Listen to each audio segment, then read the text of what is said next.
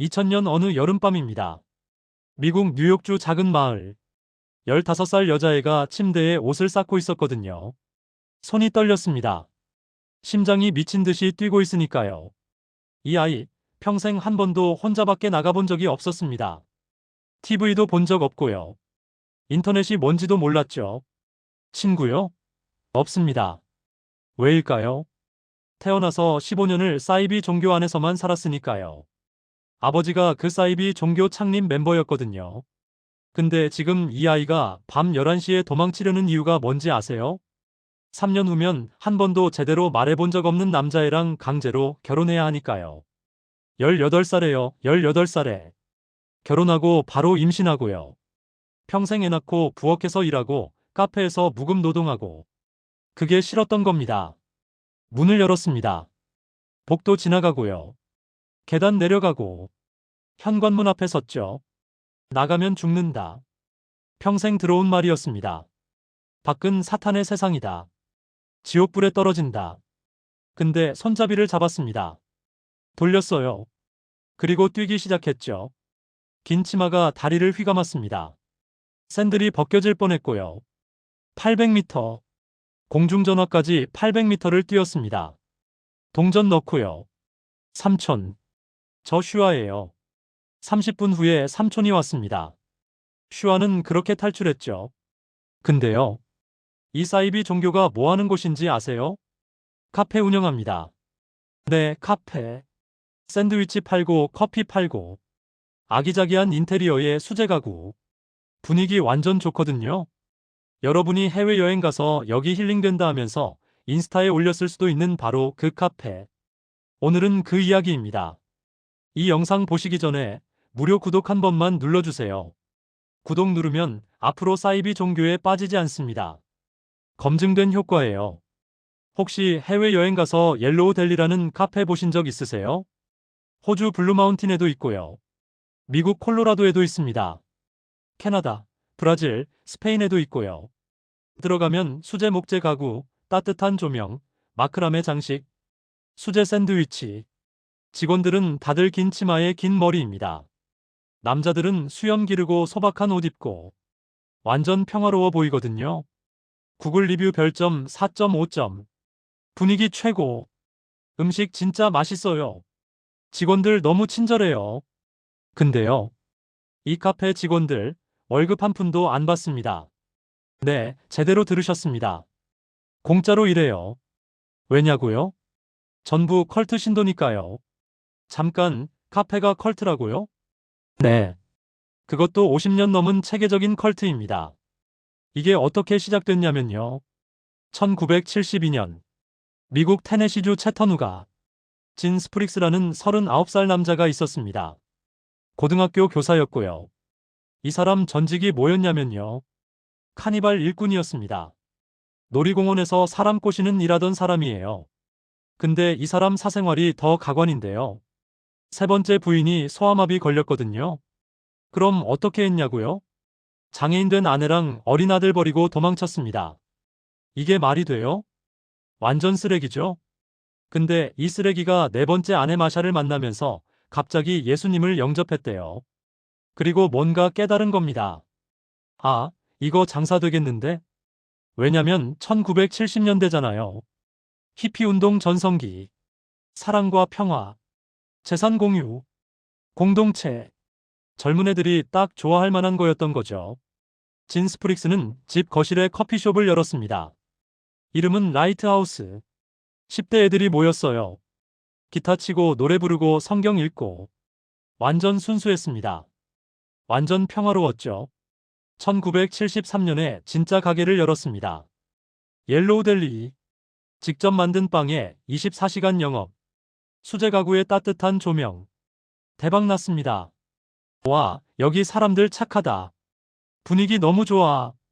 젊은이들이 계속 왔고요. 어떤 애들은 아예 눌러 앉았죠. 우리 함께 살자. 재산 공유하고. 1세기 초대교회처럼. 감동이었습니다. 근데요. 여기서부터 이상해지기 시작합니다. 처음에는 자유로웠거든요.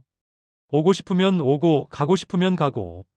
근데 시간이 지나면서 규칙이 하나씩 생겼습니다. 재산을 헌납하면 어때? 그래야 진정한 공동체지. 그럼 사람들이 오, 그렇네 하면서 집을 팔았어요. 차도 팔고 통장도 해지하고 전부 공동체 이름으로. TV는 영혼을 오염시켜. 라디오도 버려. 세속 음악 듣지 마.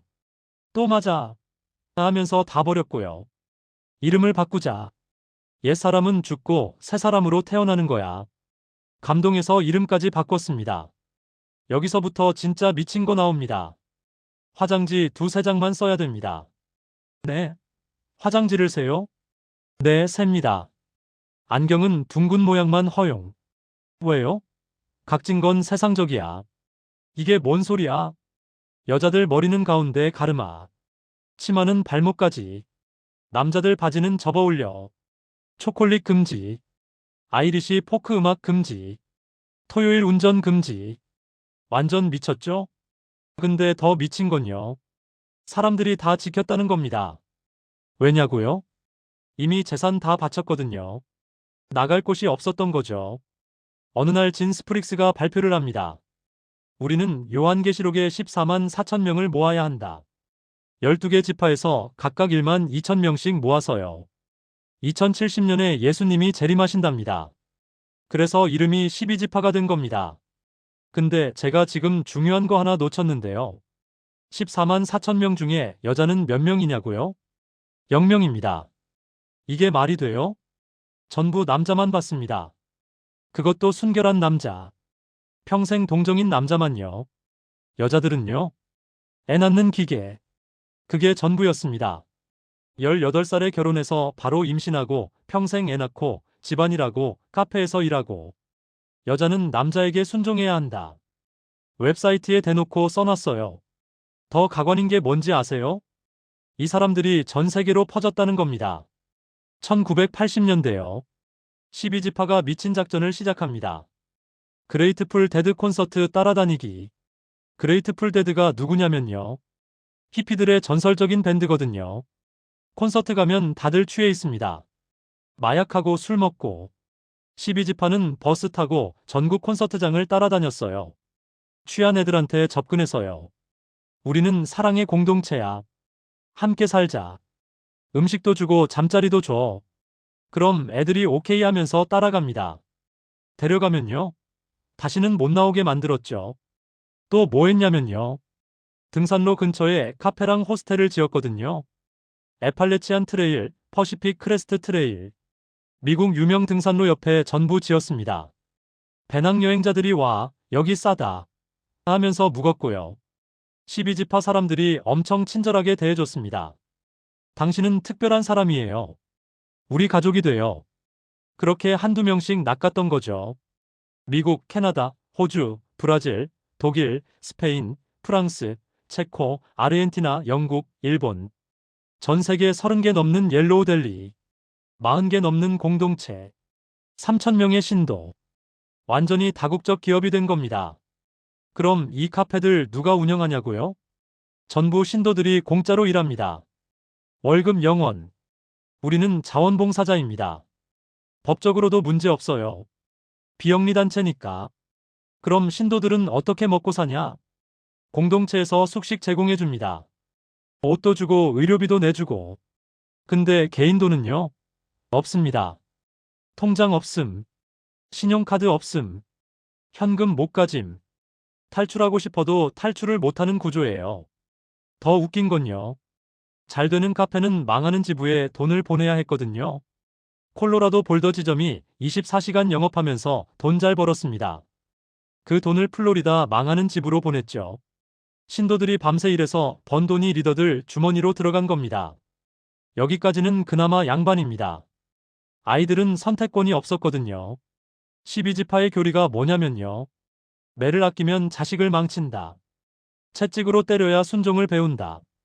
상처를 내야 마음에 도달한다. 풍선 막대 같은 가느다란 막대기로 아이들을 때렸습니다. 언제요? 3살짜리가 점프하면 맞습니다. 예배 때 가만히 못 앉으면 맞아요. 찬송 안 하면 맞고요. 눈 안 마주치면 맞습니다.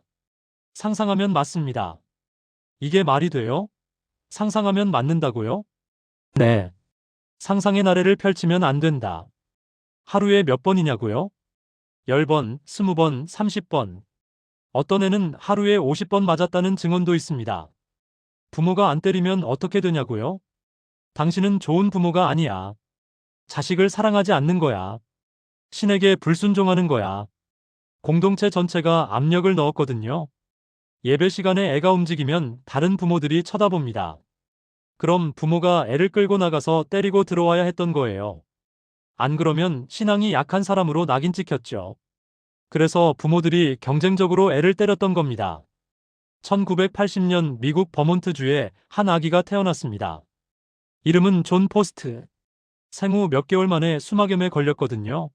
그 후유증으로 청각을 잃었습니다. 근데 부모가 4살까지 몰랐어요. 12지파는 병원을 잘 안 가거든요. 신이 치료해 주신다. 4년 동안 몰랐던 겁니다. 그 4년 동안 뭐가 벌어졌냐면요. 존, 이리 와. 애는 못 듣죠. 안 갑니다. 때렸어요. 존, 조용히 해. 못 들어요. 소리 냅니다. 또 때렸죠. 존, 왜 대답 안 해? 못 듭니다. 또 때리고 또 때리고 또 때렸습니다. 하루에도 몇 번씩이요. 4년 동안요. 이유도 모르고 맞았던 겁니다. 4살 때 부모가 알았습니다. 아, 우리 애가 귀가 안 들렸구나. 사과했냐고요? 30년 뒤에 사과했습니다. 2010년이에요. 존이 40살 됐을 때. 너무 심했다. 미안하다. 30년이 걸렸습니다. 존은 1999년에 탈출했거든요. 19살 때요. 왜 탈출했냐고요? 게이였습니다. 12지파에서 동성애는 사형감이거든요. 동성애자는 죽어 마땅하다. 웹사이트에 대놓고 써놨어요. 탈출할 때 15명의 신도들이 문 앞을 막았대요. 나가면 죽어. 존이 그들을 뚫고 나갔고요. 3km를 뛰었습니다. 그렇게 자유를 얻었죠. 탈출자 데이비드 파이크가 증언했습니다. 아이들이 피가 날 때까지 맞는 걸 봤어요. 막대기로 계속 때리면 피부가 터집니다. 피가 나고 멍이 들고 부어요. 피부가 햄버거 고기처럼 변했어요. 실제 증언입니다. 어떤 아이는 몇 시간 동안 맞아서 쓰러졌다는 얘기도 있어요. 근데요. 이게 일부 가정의 문제가 아니었습니다. 12지파 전체의 시스템이었던 거죠. 1984년 6월 22일 새벽 6시 경찰 90명, 아동보호국 구급차, 12지파 공동체를 급습했습니다. 112명의 아이들을 데려갔죠. 아기부터 10대까지. 부모들이 울부짖었습니다. 내 아이를. 아이들 몸에는 멍, 상처, 흉터가 전부 있었어요. 근데요. 다음날 판사가 판결을 내렸습니다. 영장 없는 체포는 위헌. 112명 전부 돌려보냈습니다. 이게 말이 돼요?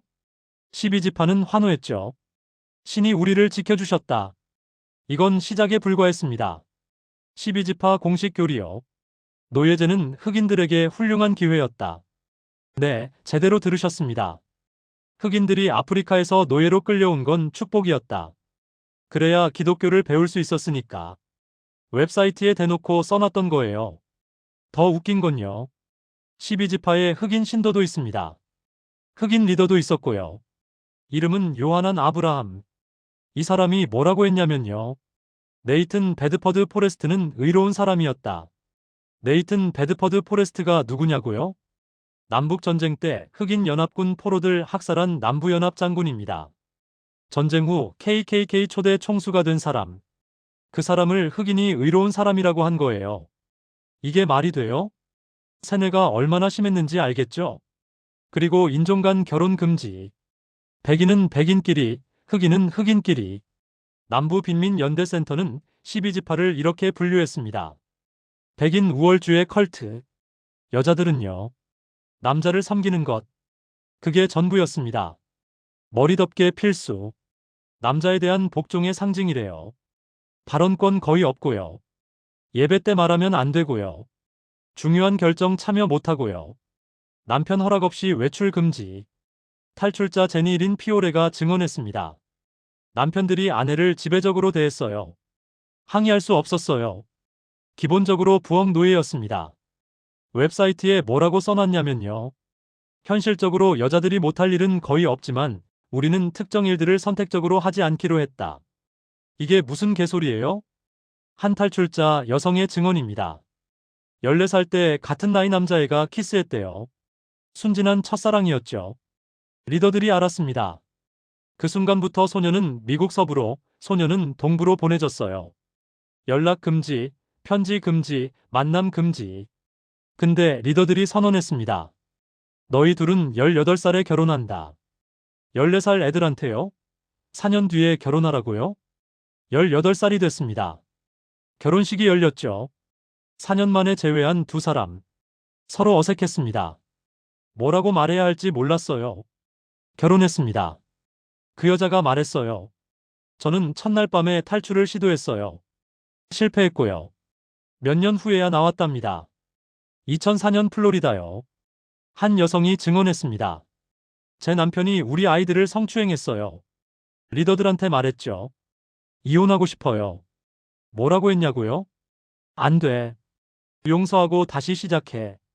여자가 항의했습니다. 제 아이들이 당했다고요. 기도로 해결해. 결국 경찰에 신고했습니다. 2006년에 남편 유죄 판결. 12지파는 그 여자를 추방했어요. 배신자라고요. 2007년 보스턴에서는 전 12지파 교사가 체포됐습니다. 1990년대에 소년 성추행한 혐의. 유죄 인정했어요. FBI가 2019년에 40페이지짜리 보고서를 냈거든요. 노스캐롤라이나, 콜로라도. 성적 학대 의혹. 한 증언자가 말했습니다. 12지파에서 벌은 막대기로 맞는 거예요. 하지만 더 심한 벌도 있었어요. 아내나 자녀가 다른 신도들에게 성폭행당하는 거였습니다. 2013년 9월 5일 독일 바이에른주요. 한 기자가 잠입 취재를 했습니다. 이름은 볼프람 쿠닉. 숨겨진 카메라로 며칠간 촬영했거든요. 독일 전역에 방송이 나갔습니다. 영상에 뭐가 나왔냐면요. 부모가 어린아이를 데리고 밖으로 나갑니다. 막대기를 들고요. 때립니다. 아이가 웁니다. 더 때립니다. 비명을 지릅니다. 또 때립니다. 다시 들어와서는 아무 일도 없었다는 듯이 웃어요. 독일 국민들이 경악했습니다. 이게 21세기에 일어나는 일이야? 정부가 즉시 움직였습니다. 경찰 수백 명이 급습했어요. 40명의 아이들을 데려왔습니다. 생후 18개월 아기부터 17세 청소년까지 전부 위탁 가정으로 보냈죠. 12지파가 소송을 냈습니다. 우리 아이들 돌려달라. 독일 법원이 답했어요. 안 돼. 유럽 인권재판소로 갔습니다. 종교의 자유 침해다. 2018년 3월 22일 판결이 나왔습니다. 독일 정부가 옳았다. 이것은 제도화된 폭력이다. 아동에 대한 비인간적 처우다. 절대적으로 금지된 고문에 해당한다. 그리고 한 줄 더요. 부모가 종교적 신념을 자녀에게 전달할 권리는 있다. 하지만 그것이 위험한 관행이나 신체적, 심리적 해를 가하는 것을 정당화하지는 않는다. 12지파는 독일에서 쫓겨났습니다. 체벌이 아직 합법인 체코로 도망쳤죠. 2018년 6월 미국 뉴욕주 인사이드 에디션이 잠입 취재를 했습니다. 탈출자 사라 윌리엄스한테 숨겨진 카메라를 줬거든요. 케임브리지 커먼센스 팜 12지파 화장품 공장. 문을 열고 들어갔습니다. 조립라인 옆에 10살쯤 된 여자애가 서 있었습니다. 화장품 포장하고 있었어요. 여기서 일해요? 네. 학교는요? 집에서 공부해요. 다른 아이들도 보였습니다. 8살, 10살, 12살. 전부 일하고 있었어요. 방송이 나갔습니다. 뉴욕주 노동부가 조사했고요. 미성년자 12명 노동법 위반. 벌금 $9,000. 에스티로더가 계약 해지했습니다. 사바나 비도 계약 종료했고요. 아큐어도 공급업체 바꿨습니다. 12지파 돈줄이 끊겼죠. 근데 여기서 끝이 아닙니다. 2024년 11월 테네시주 플라스키어 12지파 공동체에서 사건이 터졌습니다. 한 남자가 다른 남자를 칼로 찔렀거든요. 피해자는 데런 코디 갬브럴, 가해자는 아다마서 로젠탈. 아담은 6개월 전에 가입했어요. 경찰이 체포했습니다. 왜 죽였어? 뭐라고 했냐고요? 신에게 내 믿음을 증명하기 위해서요. 이게 2024년에 일어난 일입니다. 더 충격적인 게 뭔지 아세요? 옐로우 델리는 지금도 영업합니다. 미국, 캐나다, 호주, 브라질, 스페인, 체코, 아르헨티나 30개 넘는 카페가 지금 이 순간에도 손님을 받고 있어요. 여기 분위기 좋다. 인스타 감성. 직원들 친절. 별 5개 주고 갑니다. 그 돈이 어디로 가는지도 모르고요. 1996년 호주 시드니. 마크와 로즈마리 부부. 딸 운딜라 6살, 아들 데이비드 3살. 뉴타운 페스티벌에 갔습니다. 히피 옷 입은 사람들이 팸플릿을 나눠줬거든요. 존 레논이 상상한 인류애는 어디에? 로즈가 감동했어요. 우리가 찾던 공동체야. 며칠 후에 전화했습니다. 금요일 저녁에 피콘 근처 농장에 갔고요. 큰 텐트 안에 사람들이 가득했습니다. 피아노, 아코디언, 맛있는 음식, 촛불, 꽃. 요탐이라는 남자가 마크한테 말을 걸었어요. 당신 정말 좋은 사람 같아요. 우리는 가족이에요. 함께 늙어가요. 우리 아이들끼리 결혼하게 해요. 완전히 빠져들었습니다. 며칠 후에 장로가 집에 왔어요. 이건 버려야 해요. 마크의 서핑보드. 영이 깃들어 있어요. 아이들 옷. 세속적이에요. 책들. 사탄의 지식이에요. 전부 버렸습니다. 12지파로 들어갔죠. 14년입니다. 아침 6시 기상, 밭일, 카페, 예배, 잠. 매일 똑같았어요. 아이들은 매일 맞았고요. 로즈는 부엌에서 하루 종일 일했습니다. 2010년에 우리 나가자. 아이들을 데리고 나왔습니다. 딸 운딜라 20살, 아들 데이비드 17살. 14년을 잃었던 겁니다. 여러분 해외여행 가서 이런 카페 보면 한 번쯤 의심해 보세요. 수제 가구, 따뜻한 조명, 아기자기한 인테리어. 직원들 전부 긴 치마에 긴 머리. 남자들은 긴 수염. 소박하고 평화로워 보이는데 왠지 모를 이상함. 메뉴판에 성경 구절. 그게 바로 옐로우 델리일 수 있습니다. 샌드위치 하나 사 먹는 것도 어떤 이에겐 탈출할 수 없는 지옥을 연장시키는 돈이 될 수 있거든요. 꼭 기억하세요. 1970년대 사랑과 평화를 꿈꾸던 히피들이 만든 카페가 2025년. 지금은 아동학대와 노예노동의 현장입니다. 이게 12지파의 진짜 얼굴입니다. 진 스프릭스는 2021년에 죽었습니다. 95살로요. 하지만 12지파는 여전히 살아있습니다. 그리고 당신의 인스타에 올라갈 수도 있어요. 오늘 이야기는 여기까지입니다. 구독과 좋아요, 알림 설정 부탁드립니다. 다음 컬트썰에서 또 만나요.